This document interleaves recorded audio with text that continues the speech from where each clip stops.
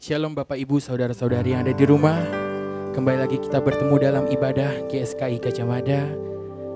Kita boleh bersyukur jikalau kami boleh masih menghadap Engkau Tuhan.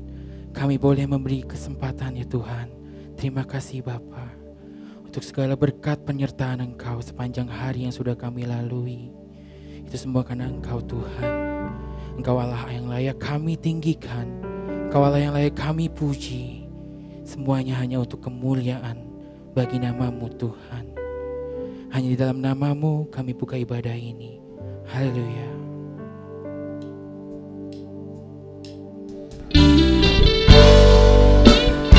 Sungguh kami kagum akan Engkau Tuhan.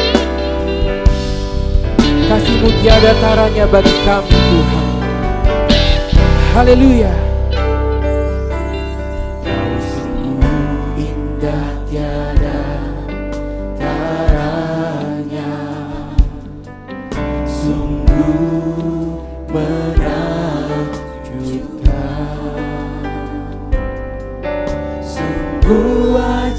Untuk dimengerti lebih dari semua yang ada. Hikmat-Mu tiada terselami, kasih-Mu dalam tak terduga. Tiada taranya, mulia dan berkuasa. Kami kagum, hormat akan Engkau. Kagum, hormat akan Engkau.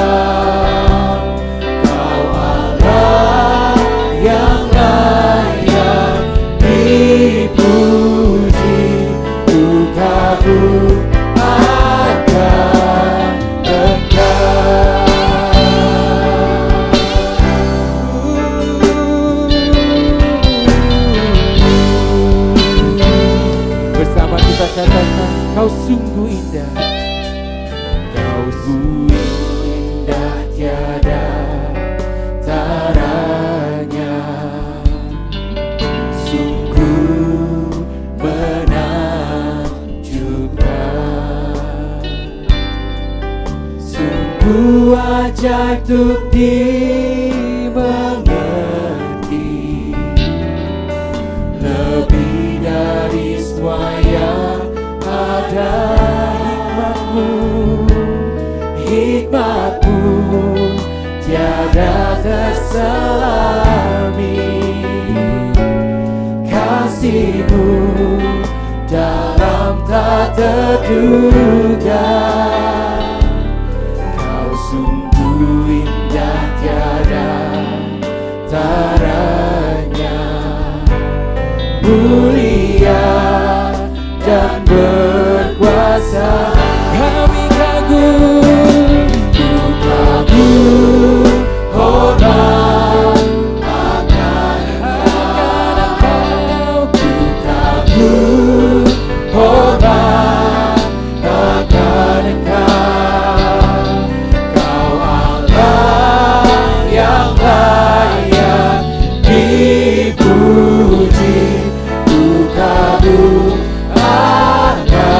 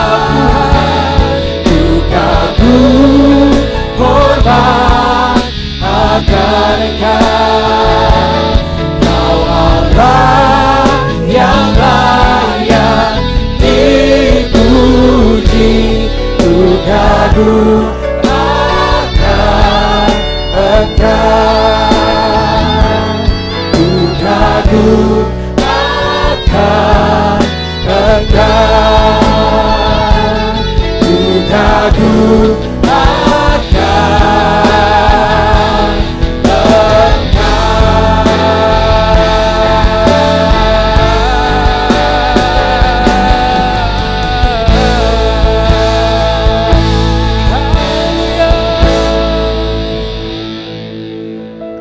Kami siap memuji dan memuliakan Engkau Tuhan. Bersama-sama kita katakan amin. Beri kemuliaan untuk Tuhan. Bapak ibu saudara-saudara yang di rumah siap memuji Tuhan. Kita mau naikkan pujian, ku kan memuji Tuhan. Naikkan pujian dengan hati yang penuh dengan sukacita. Haleluya.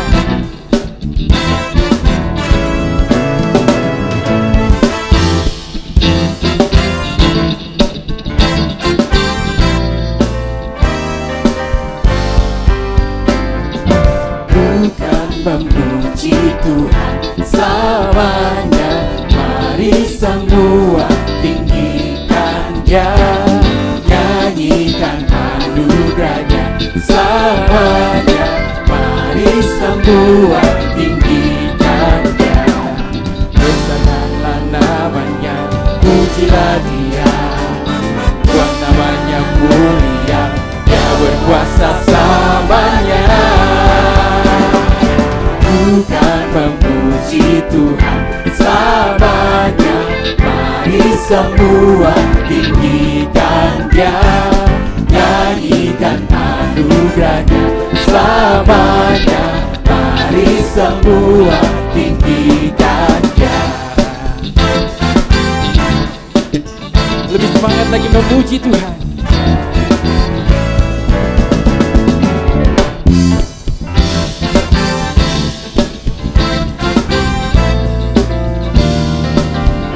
Katakan bukan memuji, bukan memuji Tuhan selamanya, mari semua tinggikan Dia, nyanyikan anugerahnya selamanya. kita mau tinggikan Yesus. Mari semua tinggikan Dia, besarkanlah namanya, pujilah Dia, buat namanya mulia, Dia berkuasa selamanya. Bukan memuji Tuhan selamanya, mari semua tinggikan Dia, nyanyikan anugerahnya selamanya, mari semua tinggikan Dia.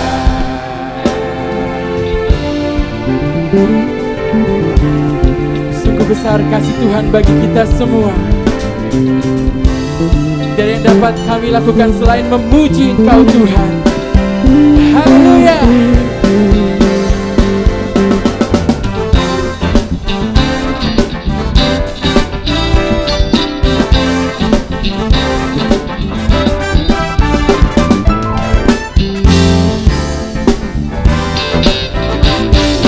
Kita sama-sama membesarkan namanya. Haleluya. Besarkanlah namanya, pujilah Dia, buat namanya mulia, Dia berkuasa selamanya. Bukan memuji Tuhan selamanya, mari semua tinggikan Dia, nyanyikan anugerahnya selamanya, mari semua tinggikan Dia, mari semua tinggikan Dia, mari semua tinggikan Dia.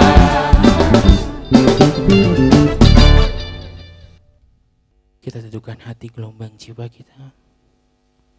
Kita mau sama-sama dibentuk oleh firman yang akan disampaikan.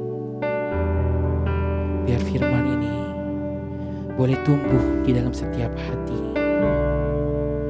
Kami sungguh mengasihi Engkau Tuhan.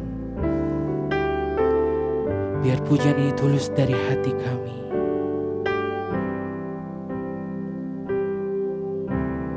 Ku mengasihi Yesus, bukan hanya dengan kata-kata.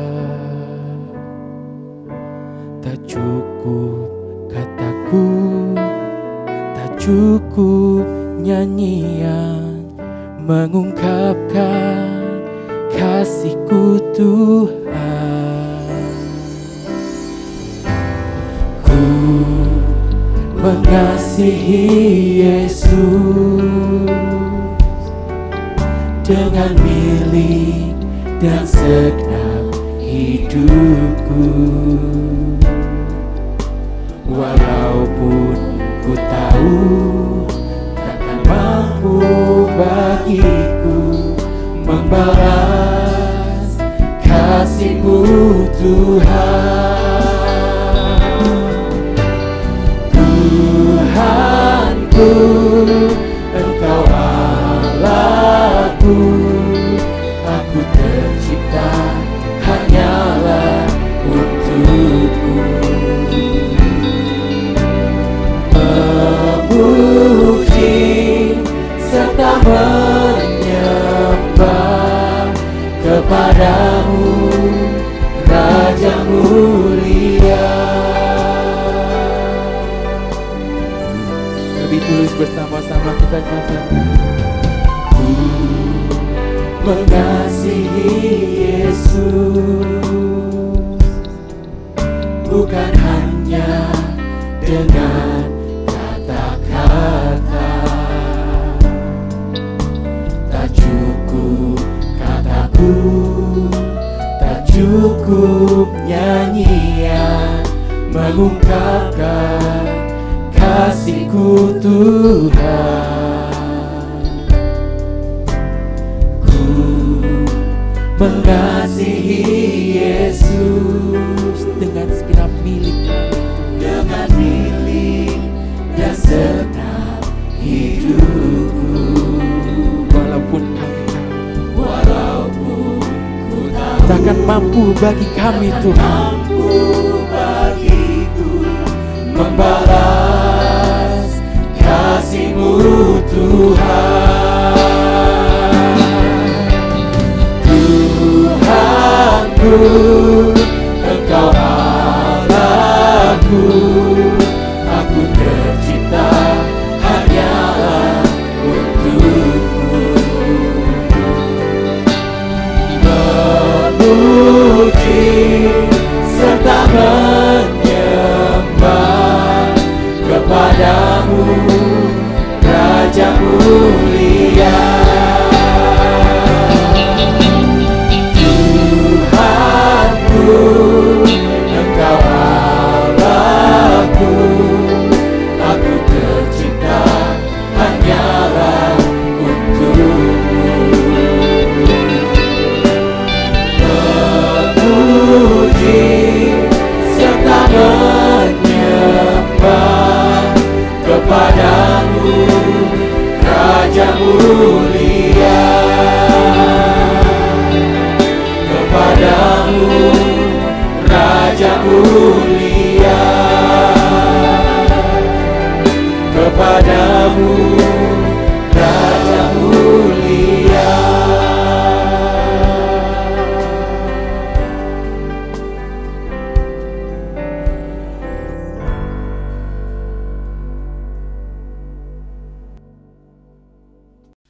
Bapak Ibu Saudara yang dikasihi Tuhan, mari kita berdoa bersama-sama. Tuhan Allah Bapa yang Maha Baik, betapa bersyukur kami jika pada kesempatan kali ini Tuhan berikan waktu bagi kami untuk merenung sejenak, menikmati sabda kebenaran firman-Mu. Berbicara dan berkata-katalah melalui hamba-Mu ya Tuhan, sampaikan isi hati-Mu, dan perkenankan kami sungguh diberkati oleh sabda kebenaran firman-Mu. Layakkan dan urapi dia, sehingga sungguh isi hati Allah yang tercurah dan melimpah di dalam kehidupan setiap kami. Dengan penuh syukur kami mau menyambut berkat firman-Mu ya Bapa, hanya di dalam nama Tuhan Yesus Kristus. Haleluya, Amin.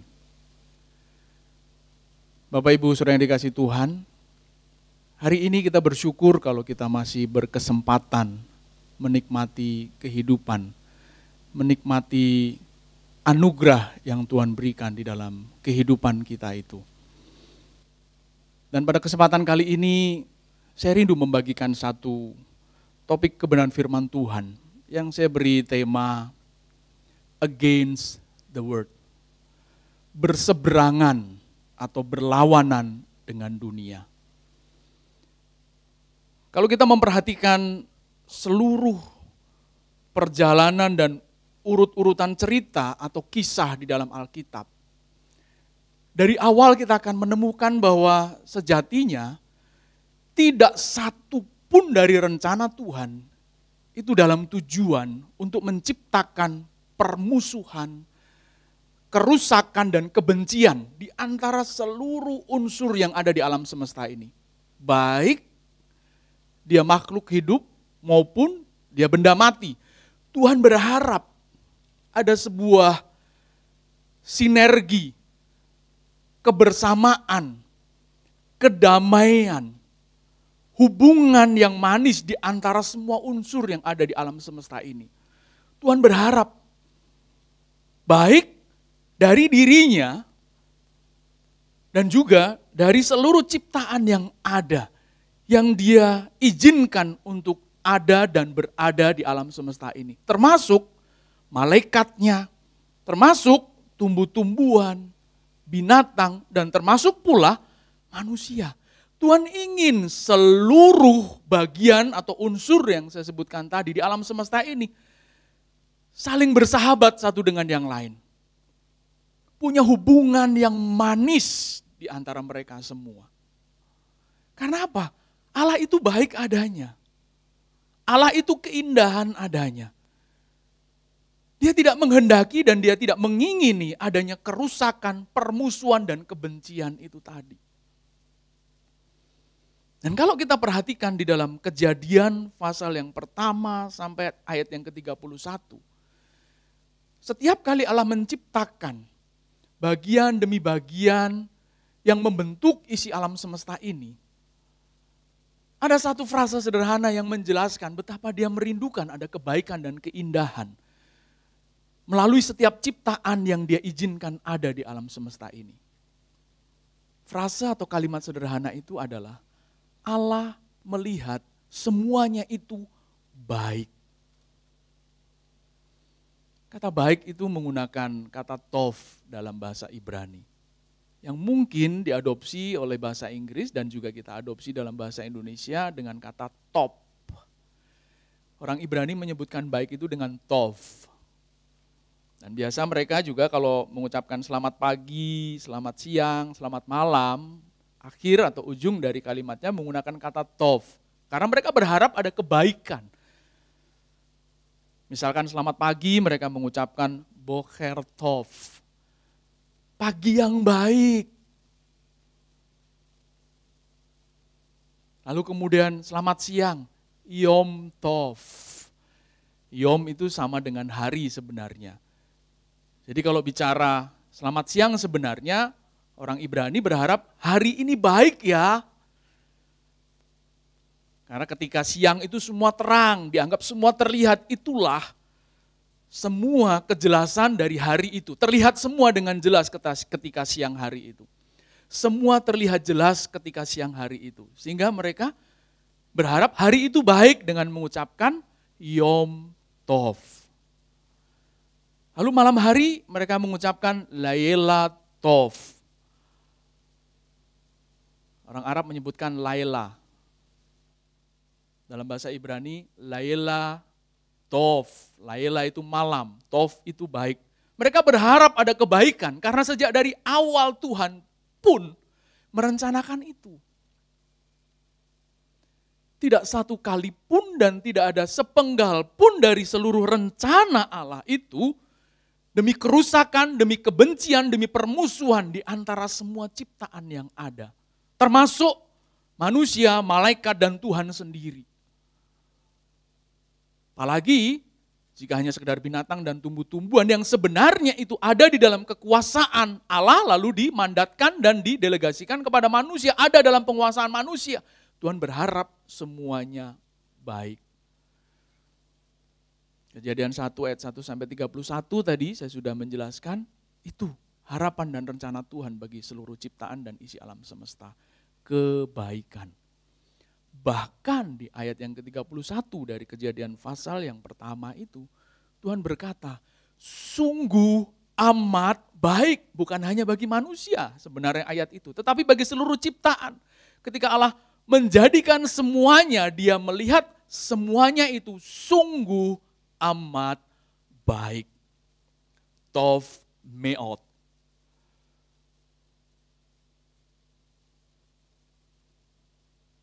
Kebaikan yang kualitasnya lebih tinggi dibandingkan kebaikan yang biasa. Very the best. Baik, lebih baik lagi. Yang terbaik, di atasnya yang terbaik. Bahkan Tuhan berharap kebaikan seperti itu ada di alam semesta ini. Nah, namun sayangnya, saudaraku yang dikasihi Tuhan, ada satu pribadi yang punya niat busuk di situ.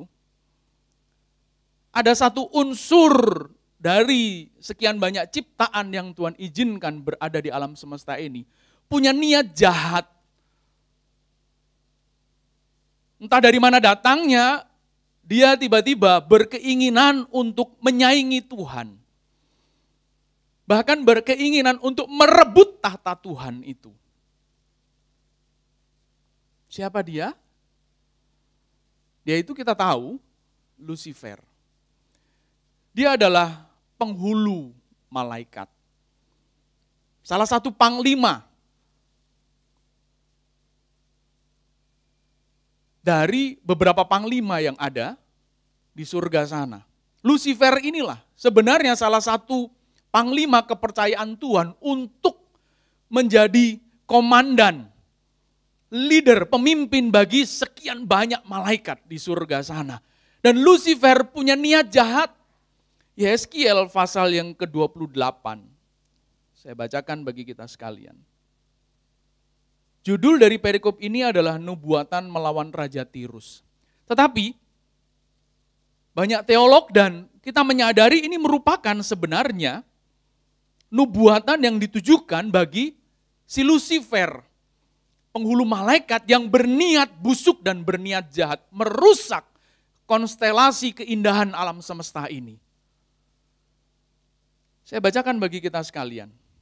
Tuhan saking marahnya dia berusaha menjelaskan dan menceritakan ini kepada bangsa Israel untuk dijelaskan kepada keturunan demi keturunan. Ini nih, pribadi ini.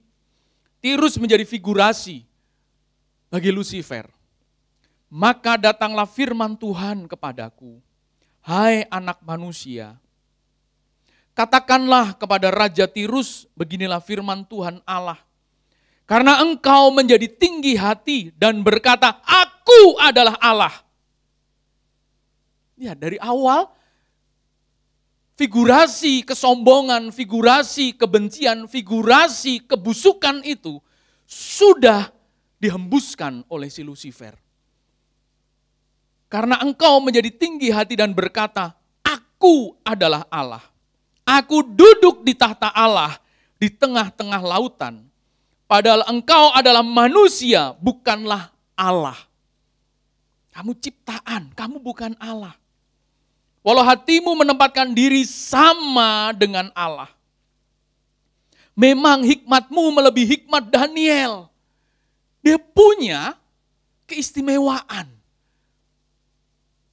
Dia punya kekhususan itu. Tapi kekhususannya justru membuat dia tinggi hati tadi. Sombong. Kalau pakai istilah sederhana, belagu. You bukan siapa-siapa, tapi rasa diri siapa-siapa. Di hadapan Allah yang maha tinggi itu. Tiada rahasia yang terlindung bagimu. Lihat, coba bayangkan. Dia tahu karena apa? Dia penghulu yang menjadi kepercayaan Allah. Penghulu malaikat yang menjadi kepercayaan Allah. Waduh, memang tidak mudah ketika kepercayaan, ketika keagungan, kemegahan, keistimewaan ditaruhkan dalam pribadi si ciptaan ini. Malaikat adalah salah satu dari ciptaan Tuhan. Namun ternyata keistimewaan itu membangkitkan keinginan untuk menandingi Allah. Membangkitkan niat busuk untuk bahkan mengkudeta Allah. Nah, pada titik inilah sebenarnya menjadi titik awal rusaknya semua konstelasi alam semesta ini. Rusaknya semua kebaikan yang Allah sudah ciptakan. Tov meot atau tov tadi menjadi rusak dan bahkan hampir sirna gara-gara niat busuk dari si light bearer, Lucifer dalam bahasa Latinnya itu. Pembawa terang harusnya dia. Allah berharap dengan nama itu, dia memberikan cahaya, penjelas bagi seisi alam semesta ini. Begini loh Allah itu, begini loh ciptaan itu. Harusnya dia mampu menempatkan diri sebagai abdi Allah. Kalau dia penghulu malaikat, harusnya dia mampu menempatkan diri sebagai pemimpin yang membuktikan arti dari nama atau dirinya itu. Namun ternyata justru sang pembawa terang itu, penjelas bagi seisi alam semesta, penjelas bagi ciptaan-ciptaan yang lain itu, telah salah mempergunakan kepercayaan yang diberikan kepadanya. Ayat 5, karena engkau sangat pandai berdagang, dia punya ilmu berdagang, punya kemampuan kalkulasi.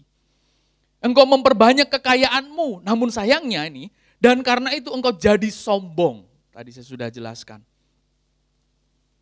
Oleh sebab itu beginilah firman Tuhan Allah, karena hatimu menempatkan diri sama dengan Allah, maka sungguh aku membawa orang asing melawan engkau. Yaitu bangsa yang paling ganas yang akan menghunus pedang mereka melawan hikmatmu yang terpuja. Dan semarakmu dinajiskan. Dan semarakmu dinajiskan. Engkau diturunkannya ke lubang kubur, engkau mati seperti orang yang mati terbunuh di tengah lautan dan selanjutnya. Menjadi nubuatan bagi penghukuman atas kebusukan dan niat jahat Lucifer yang satu kali nanti itu akan terjadi. Lucifer akan dihukum kekal selama-lamanya. Tetapi sebelum sampai kepada pembahasan penghukuman bagi Lucifer kekal selama-lamanya itu, kita kembali kepada titik awal tadi. Ketika Allah menciptakan yang baik, lalu kemudian titik awal dari kerusakan. Ketika Lucifer memberontak, akhirnya ada permusuhan yang kalau boleh dikatakan bersambung dari abad ke abad, bersambung dari masa ke masa antara Allah dengan Lucifer. Tidak ada kata persahabatan lagi antara Allah dengan Lucifer, antara Allah dan penghulu malaikat itu. Dan bahkan lebih parahnya lagi, Lucifer tidak mau sendirian, saudara. Lucifer tidak mau sendirian. Menjadi seteru Allah itu. Menjadi lawan tanding Allah itu. Dia membawa sepertiga malaikat dari surga dan menjadi antek-anteknya, anak buahnya demi memperkokoh posisinya sebagai musuh dan lawan Allah itu. Demi memperkokoh posisinya berseberangan dengan Allah itu. Dan kondisi ini diperparah lagi melalui upaya dan cara-cara dia untuk merenggut dan merebut satu-satunya ciptaan yang paling sempurna yang Allah pernah ciptakan, yaitu manusia, saudara dan saya. Dimulai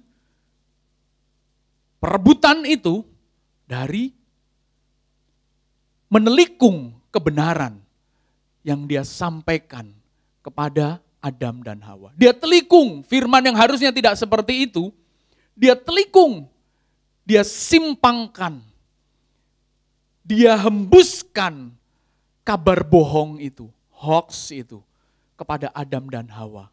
Dia balik, dia twist kalimatnya. Sehingga akhirnya Adam dan Hawa sungguh tertipu.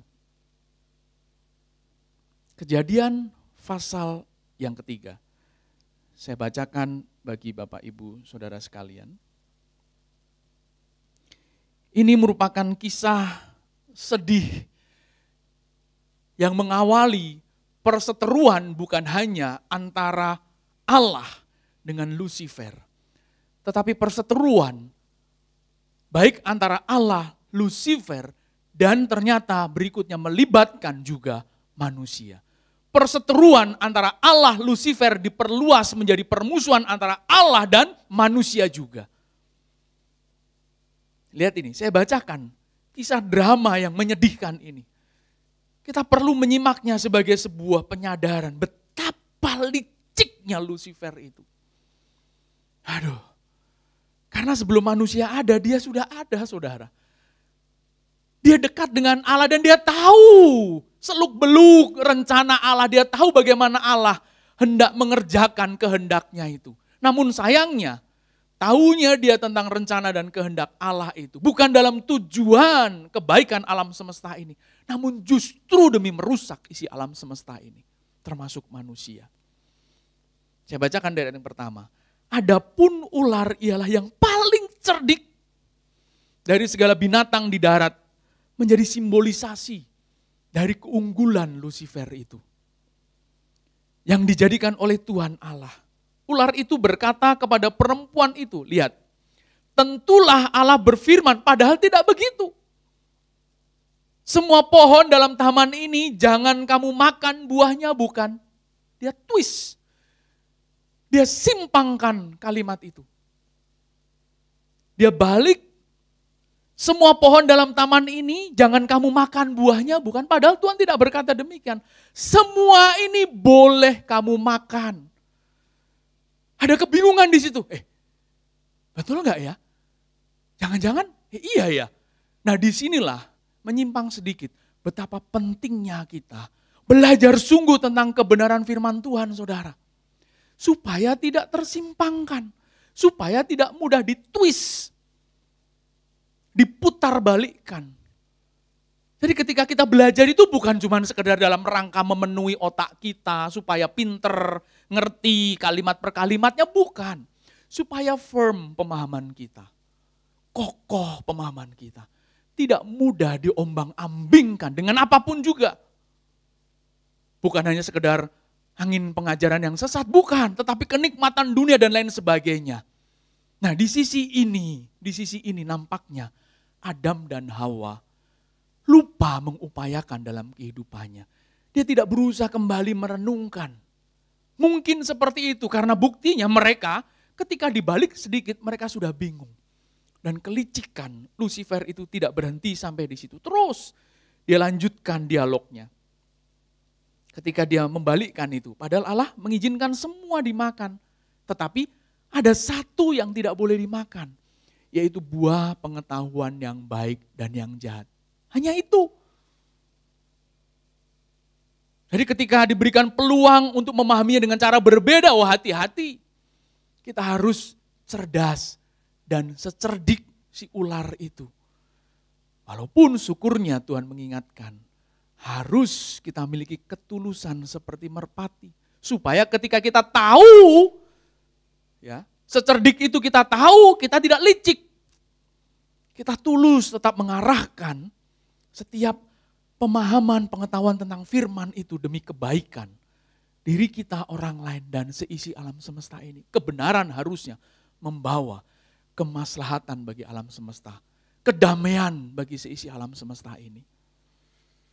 Nah, namun sayangnya Lucifer tidak berhenti sampai di situ terus. Ketika perempuan itu berkata, lalu sahut perempuan itu kepada ular itu, buah pohon-pohonan dalam taman ini boleh kami makan. Tetapi tentang buah pohon yang ada di tengah-tengah taman, Allah berfirman, jangan kamu makan ataupun raba buah itu, nanti kamu mati. Secara literal Hawa memahaminya. Tetapi ketika ular itu terus mengajak diskusi, ternyata terganggu hasrat hati dan keinginan Hawa itu. Ayat 4, tetapi ular itu berkata kepada perempuan itu, sekali-kali kamu tidak akan mati, dibalik lagi. Tetapi Allah mengetahui bahwa pada waktu kamu memakannya, matamu akan terbuka dan kamu akan menjadi seperti Allah. Tahu tentang yang baik dan yang jahat. Dia ingin mengajak manusia itu semotivasi dengan dirinya, menjadi sama seperti Allah. Menjadi geng, kelompok, gerombolan yang sama, dia ajak bukan hanya sekedar dirinya, bukan hanya sekedar sepertiga malaikat, tetapi juga Adam dan Hawa. Melalui manusia itu, dia pengen extend pengaruhnya dan ekspansi kekuasaan. Termasuk kepada Adam dan Hawa yang akhirnya melahirkan keturunan manusia berikutnya. Kalau awalnya sudah dibusukkan, berikutnya pasti ikut busuk nih. Dan ketika itulah peluang Lucifer untuk merekrut, ya tahu merekrut kan, konco, kawan, seperjuangan, kalau boleh menggunakan istilah kawan seperjuangan. Bala tentara, pasukan, gerombolan, gengnya itu menemukan peluang yang tergenapi. Lampu hijau bagi peluang itu. Menemukan angin surga. Betul-betul pintu terbuka untuk pengaruh itu ditancapkan dan ditanamkan dalam diri manusia. Waktu Hawa itu mulai terpikat. Hawa mulai merasa, kayaknya betul nih kalimat ular itu. Ya, ayat yang ke-6. Baru 2 kali pernyataan. Ayat yang ke-6 membuat Hawa akhirnya terpikat. Hawa tergoda, Hawa terganggu, tergoyahkan keyakinannya akan firman yang sudah dia dengar dari Allah itu. Terjadi dalam diri Hawa itu ibarat kata seperti bimbang begitu. Betul, enggak, betul, enggak. Yang betul yang mana? Yang enggak yang mana? Bingung dia.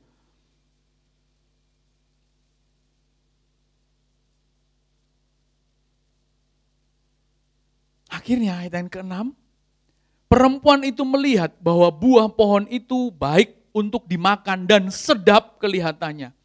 Lagi pula pohon itu menarik hati karena memberi pengertian.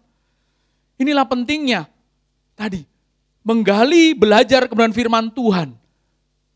Menyimpang sedikit yang pertama tadi, menyimpang sedikit yang kedua.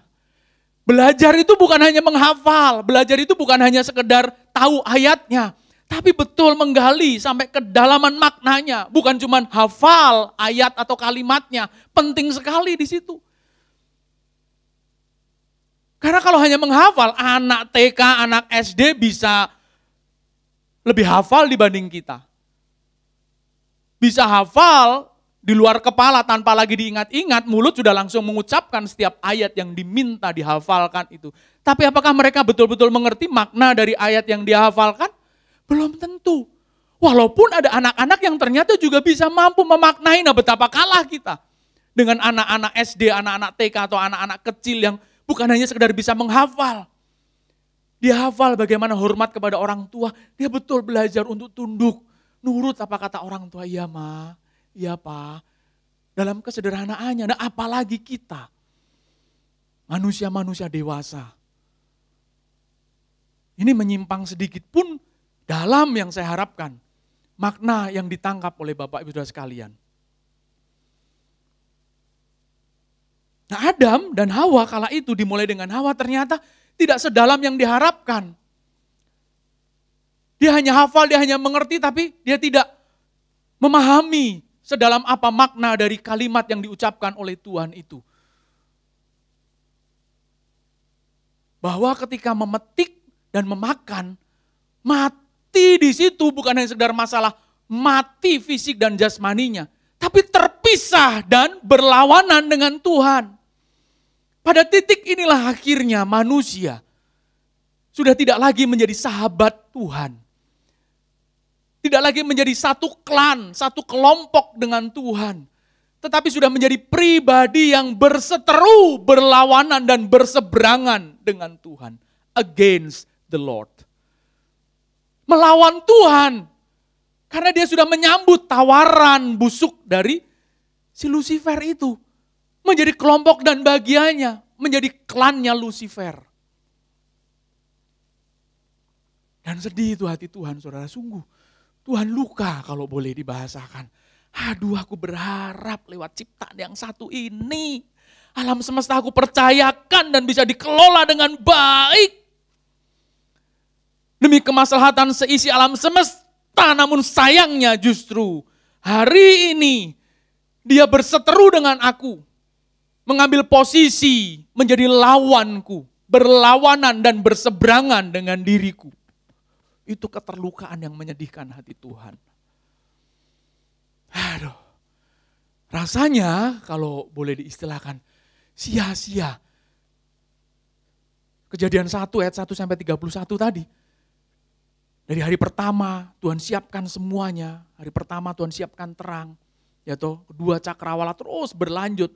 Demi menyiapkan seisi alam semesta bagi ciptaan yang sempurna ini supaya dikelola dan ditata, dimaksimalkan demi kebaikan seisi alam semesta termasuk dirinya, ternyata rusak rencana itu. Hanya gara-gara ketika ayat yang ke-7, ya. Maka terbukalah mata mereka berdua dan mereka tahu bahwa mereka telanjang. Lalu mereka menyemat daun pohon ara dan membuat cawat. Peristiwa ketika mereka berseberangan dengan Tuhan. Tahu sesuatu yang berbeda. Yang tadinya telanjang bagi mereka tidak masalah. Telanjang bagi mereka bukan sesuatu yang memalukan. Tetapi ketika mereka memakan, ayat yang ke-6 bagian B.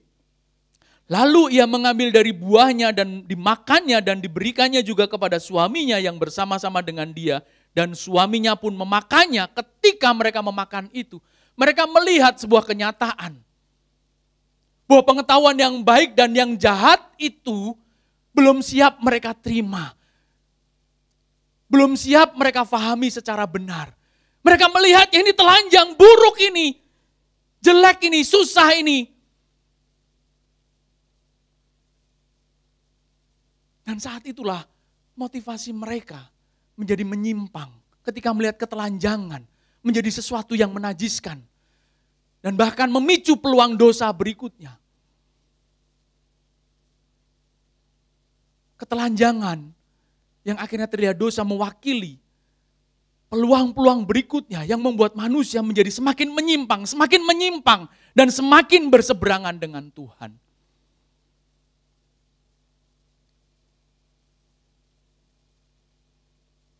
Coba bandingkan, ketika mereka sebelum memakan, apakah mereka tidak telanjang? Telanjang juga. Tapi apakah mereka melihat keanehan di situ? Tidak. Tetapi ketika mereka memakan buah pengetahuan baik dan yang jahat itu, tercelikkan mereka dengan cara yang salah itu. Mereka memahami ketelanjangannya pun dengan cara yang berbeda dan salah. Dan saat itulah peluang semakin menyimpang dan semakin menyimpang ada dalam hidup manusia. Itulah titik ketika manusia berseberangan dengan Tuhan. Manusia menjadi seteru Allah. Manusia menjadi musuh Tuhan. Tetapi manusia sejak saat itu menjadi sahabat, karib, teman seperjuangan dari Lucifer. Dan itulah titik kesedihan hati Tuhan. Dan karena Allah adalah kasih, di sini indahnya saudara.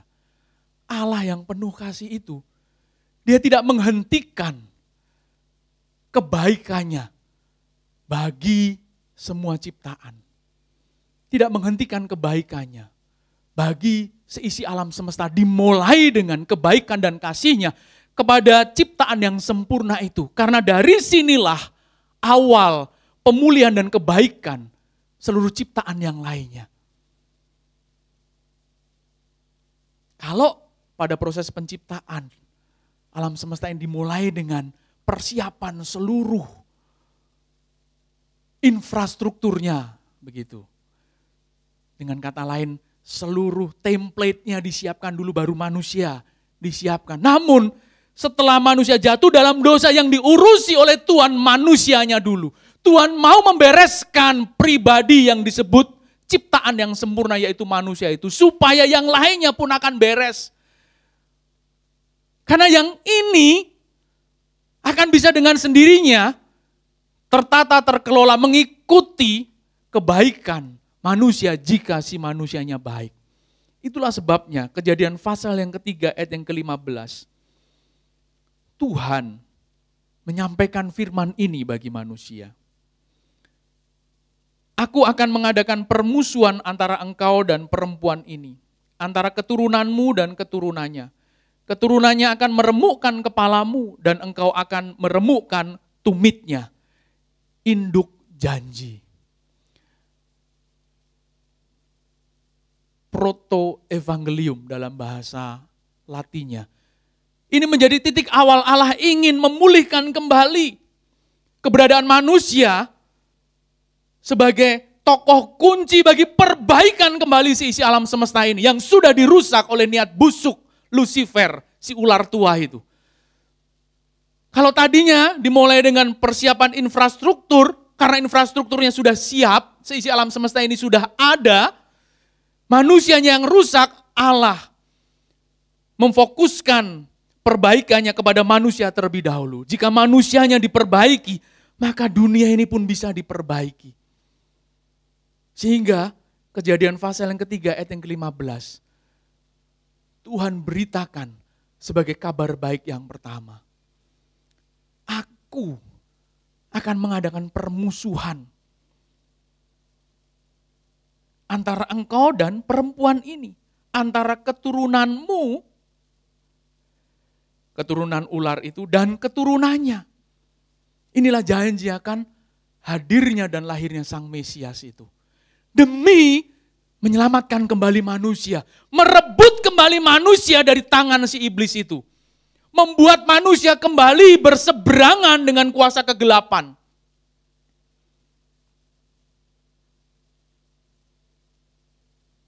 Menjadikan manusia kembali sebagai sahabat Tuhan. Namun apakah ini perkara mudah? Ini perkara susah, saudara. Tidak semudah menjentikan jari ternyata. Janji induk ini menjelaskan bahwa satu saat nanti akan turun anak manusia yang adalah Tuhan sendiri itu. Allah sendiri yang menjadi manusia itu yang harus turun. Itu tidak mudah. Allah harus menanggalkan keilahiannya. Menanggalkan seluruh kealahannya itu. Dan meninggalkan tata kudusnya itu. Demi menjumpai manusia yang berdosa. Yang sebenarnya layak untuk dihabisi. Layak untuk dihilangkan dari alam semesta ini. Tuhan bisa menggantikan dengan ciptaan yang lain. Udah yang ini habisin saja. Bikin lagi. Ciptakan lagi saja manusia yang lain. Selesai urusan. Jika itu yang dilakukan, Allah mengingkari eksistensinya sebagai Allah yang Maha Kasih. Mengingkari eksistensinya sebagai kasih itu sendiri. Gagal Allah membuktikan diri sebagai kasih yang sejati itu. Udah yang ini rusak buang aja. Betul kan? Dan kalau manusia yang sudah rusak itu caranya begitu, ini mana yang sudah bejat, udah buang aja. Dan susah memang untuk bisa menerima kegagalan manusia ini. Makanya tadi saya katakan ini bukan perkara mudah, susah. Makanya perjuangannya itu sepanjang sejarah hidup manusia. Selama kehidupan alam semesta dan kehidupan umat manusia di muka bumi ini. Selama alam semesta ini ada, ternyata perjuangan untuk merenggut dan merebut manusia kembali dari tangan si iblis itu terus harus berjalan. Dan bukan hanya sekedar ini perkara susah, tetapi ini perkara mahal. Perkara mahal. Seluruh eksistensi Allah harus dipertaruhkan di situ demi keselamatan hidup manusia. Tak mudah dan mahal harganya. Berat sebenarnya, tapi apa mau dikata? He is love. Dia adalah kasih. Allah sang kasih itu harus turun menjejakkan kakinya di muka bumi ini. Di busuknya dosa itu. Dirusaknya alam semesta ini. Di dalam kondisi yang rusak dari alam semesta ini, dia harus turun lalu kemudian menyelamatkan manusia kembali. Dan ternyata ketika Allah turun ke dunia pun tidak mudah. Dimulai dengan pewahyuan, kabar dan berita itu, Kejadian 3:15 menjadi awal mula janji itu. Terus dilanjutkan dengan pemilihan umat Israel sebagai umat pilihan itu. Nurut umat Israel, bandel, ndablek, kata orang Jawa itu. Keras kepala, maka Alkitab menjelaskan bahwa Israel itu tegar tengkuk, keras kepalanya. Disuruh A maunya C, bukan cuma CZ bahkan. Disuruhnya B, maunya balik ke A, enggak jelas, pokoknya mau-maunya sendiri. Suka-sukaku Tuhan, pokoknya suka-sukaku dah Tuhan. Maumu, maumu Tuhan, mauku ya mauku. Betapa tidak mudah, gampang. Bikin manusia nurut. Ngaca aja sama diri sendirilah saudara. Gimana rasanya? Disuruh nurut, nggak usah apa kata Tuhan, dah, apa kata pendeta dulu dah. Bu, udah sabar. Ini anak yang satu ini memang harus disertai dengan doa dan puasa supaya dia bertobat. Nurut kita, enggak apa pendeta, ini kan anakku. Gue tabok aja sama bandel dia. Wah, waduh udah. Pendeta baru ngomong 2-3 patah kata, dia udah ngomong 500 kata. Udah panjang. Saya udah sekian tahun lamanya, udah saya kasih makan, udah saya kasih modal, saya sudah bikin usahanya maju. Tapi dia lupa. Alah, bu.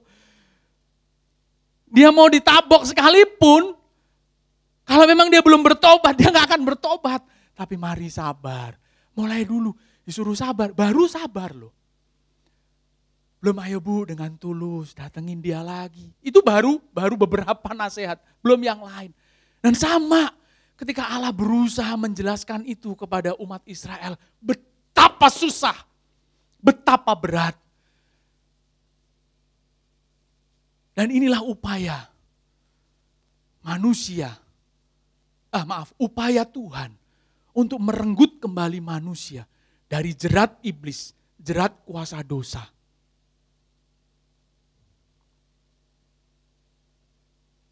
Berabad-abad lamanya dengan tabiat itulah manusia.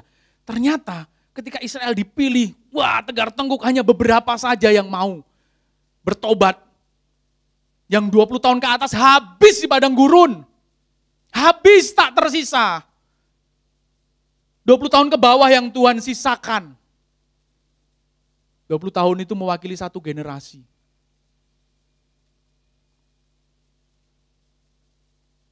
Yang diizinkan masuk ke tanah Kanaan. Nurut juga enggak, terus. Dan ternyata bukan hanya Israel. Setiap kita pun yang sudah percaya Kristus sebagai juru selamat, kelakuannya mirip. Sama dan sebangun. Keras kepala, bandel. Dan itulah yang membuat kita menjadi seteru Tuhan sebenarnya. Dan ketika kita menjadi seteru Tuhan, kita juga sudah menjadikan seisi dunia ini pun menjadi seteru Tuhan. Dan dunia pun rusak gara-gara kita. Sudah bukan lagi hanya sekedar gara-gara iblis, tetapi rusak gara-gara kita. Kita menjadi sahabat dunia ini. Dan ketika kita melewatinya terus kita berkanjang, ya, menikmati. Tidak kunjung berkanjang, tapi terus menikmati rusaknya dunia ini. Terus kita rasa inilah tempat yang paling nyaman dan nikmat. Inilah surga itu. Kita lupa bahwa surga itu sebenarnya tempat di mana Allah bertata dan berkuasa. Dan di sanalah tempat kita yang seharusnya. Dan berabad-abad lamanya.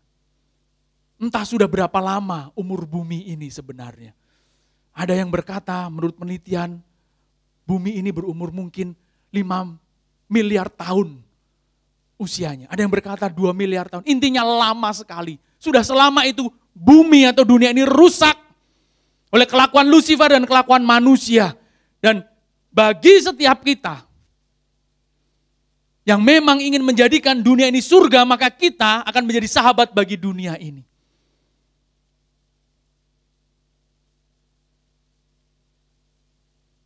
Nah, namun ketika kita sadar, saat dunia ini sudah tidak bisa diperbaiki lagi dan sudah parah kerusakannya. Satu kali Allah akan membiarkan dunia ini habis, lenyap, dan tidak tersisa lagi. Karena ternyata ini tidak lebih berharga dibandingkan manusia. Awalnya Allah berkeinginan supaya alam semesta ini bisa tercipta dalam kondisi yang baik kembali. Dipulihkan dalam kondisi yang baik kembali. Setidaknya dunia ini dipulihkan dalam kondisi yang baik kembali. Namun jika ternyata tidak bisa, Allah hanya menginginkan manusia, ciptaan yang sempurna itu, untuk dikembalikan kepada rancangan semulanya. Walaupun dengan cara itu, Allah menempatkan manusia berseberangan dengan dunia ini, menjadi lawan dan musuh dunia ini. Karena dunia sudah begitu rusak, dan Allah sudah tidak lagi bisa menyelamatkan dunia ini. Tidak masalah asal manusia yang diselamatkan. Dan pada bagian ini, manusia harus sadar bahwa yang paling berharga itu bukan lagi kenikmatan dunia ini, tetapi yang paling berharga adalah keselamatan jiwanya. Dan pada bagian itulah dia diberi kesempatan untuk menemukan keselamatan yang sejati, kebahagiaan yang sejati, yaitu perjumpaan dirinya dengan Tuhan Sang Pemilik kehidupan. Maukah saudara? Tidak mudah memang. Tadi butuh keseriusan. Bukan hanya belajar secara literal menghafal firman. Bukan hanya sekedar berusaha mendalami maknanya. Tetapi juga harus berani mengambil posisi bahwa memang iya. Sekalipun dunia ini nikmat. Sekalipun dunia ini menyamankan dagingku. Tetapi inilah musuh utama dari kehidupanku. Dengan kenikmatan dunia akan membawa aku semakin terpisah jauh dari Tuhan. Relakah saudara? Tidak mudah. Ini perkara susah dan perkara mahal harganya.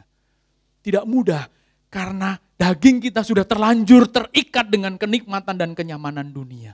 Hasrat daging kita selalu melekat dengan hasrat dunia ini dan tidak mudah untuk mengerat itu.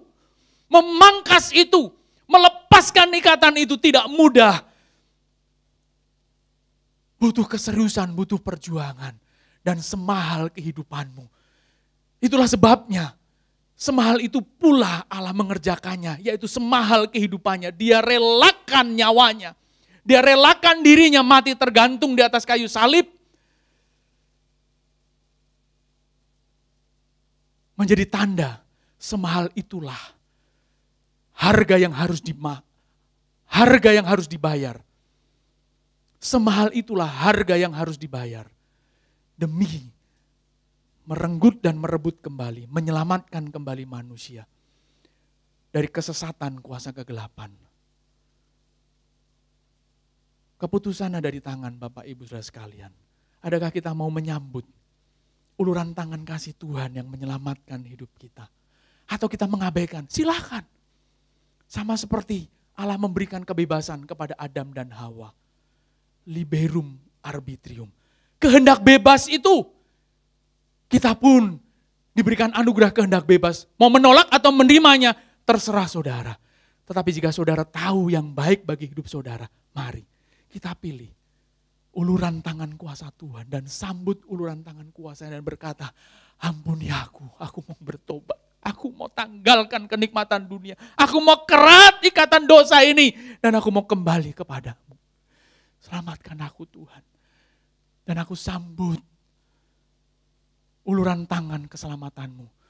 Pintu pertobatan, pintu keselamatanmu itu bagi pertobatan dan keselamatan hidupku. Dan kalau boleh lewat sepenggal hidupku yang tersisa, aku mau memperbaiki dunia ini. Kalau tidak, sebaiknya mari kita berjuang. Setidaknya diri kita yang semakin diperbaiki, dipulihkan, dan diselamatkan. Dan saat itulah peluang untuk kita dikembalikan kepada rancangan semula dari Allah. Boleh kita raih, boleh kita capai, dan boleh kita temukan bagi kehidupan kita. Jika punya kesempatan memperbaiki rumah tanggamu, keluargamu, anak istri, saudara-saudaramu, lakukan. Dan itu sebuah kebaikan yang bisa kita buktikan bahwa kita adalah manusia yang sudah bertobat. Namun jika tidak memungkinkan itu, mari perbaiki diri kita terlebih dahulu. Dan biarkan orang lain berurusan dengan dirinya sendiri dan berurusan dengan Tuhan. Pada saat itulah kita diberi peluang untuk menata batin dan hidup kita. Dan tahukah saudara, ketika kita menata batin dan hidup kita, tidak usah kita terlalu ribut dengan hidup orang lain. Orang lain akan melihat perubahan demi perubahan dari kehidupan kita. Dan orang lain bisa menyaksikan bahwa betul apa yang kita pilih adalah yang baik bagi kehidupan kita. Tapi ingat baik-baik, ini perkara susah dan ini perkara mahal. Butuh perjuangan, butuh usaha yang serius untuk kita bisa menggenapkannya di dalam kehidupan kita.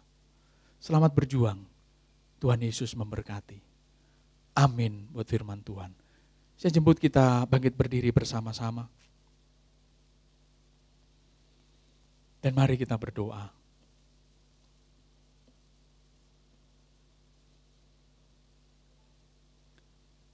Bapa, Allah yang Maha Baik, kami bersyukur, kami berterima kasih. Firman-Mu mengingatkan kembali kepada setiap kami. Firman-Mu menasihati setiap kami bahwa betapa Tuhan sebenarnya merencanakan kebaikan bagi kehidupan kami. Tuhan merencanakan keindahan bagi kehidupan kami. Namun ampuni kami kalau selama ini kami salah memahaminya.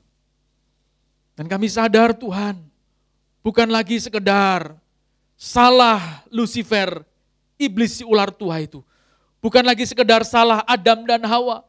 Bukan lagi sekedar salah bangsa Israel, namun salah diri kami sendiri. Kenapa kami tidak memilih dan menyambut uluran tangan kuasa-Mu bagi keselamatan hidup kami.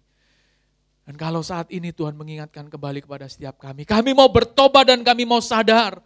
Kami mau sambut uluran tangan kuasa-Mu. Uluran tangan keselamatan-Mu itu bagi baiknya kehidupan kami. Kami rindu Tuhan, kami pergunakan waktu yang ada. Singkatnya hidup ini. Untuk memperbaiki dari sehari demi sehari kehidupan kami. Tolong kami ya Bapa. Kami tidak sanggup sendirian. Kami membutuhkan pertolongan-Mu. Dan kami rindu mengakhiri kehidupan ini seperti yang Tuhan kehendaki. Kami bersyukur buat firman yang Tuhan sudah sampaikan melalui hamba-Mu. Dan kalau sebentar kami mengakhiri ibadah ini, kami rindu mengakhirinya di dalam berkat dan anugerah-Mu. Mari, Bapak Ibu Saudara yang dikasihi Tuhan, saya jemput kita bangkit berdiri. Saya jemput kita bangkit berdiri bersama-sama di hadapan Tuhan. Dan angkat kedua tangan-Mu tinggi di atas kepala dan katakan, Tuhan, aku bersyukur. Aku rindu menerima berkat dan anugerah-Mu. Uluran tangan keselamatan-Mu itu bagi kehidupan kami. Dan bila berkat-Mu itu yang menuntun langkah hidup kami dari hari ini hingga kekal sampai selama-lamanya. Bapak Ibu Saudara yang dikasihi Tuhan, terimalah segala berkat anugerah dari Allah Bapa yang di sorga, cinta kasih dan rahmat dari Gembala Agung Tuhan Yesus Kristus, penyertaan dan perlindungan serta kuat kuasa Allah Roh Kudus menaungi, menyertai, dan memberkati kehidupan kita dari hari ini hingga kekal sampai selama-lamanya. Dengan penuh syukur dan dengan penuh ketulusan, mari katakan bersama-sama, amin. Ibadah selesai, Tuhan Yesus memberkati.